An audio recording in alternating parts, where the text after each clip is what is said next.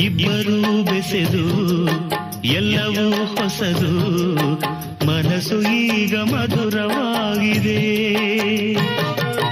ಹುಣ್ಣಿಮೆ ತಿಂಗಳು ತುಂಬುತ್ತಾ ಬಂದಳು, ತಾಯಿತನದ ಹಣ್ಣು ಮಾಗಿದೆ.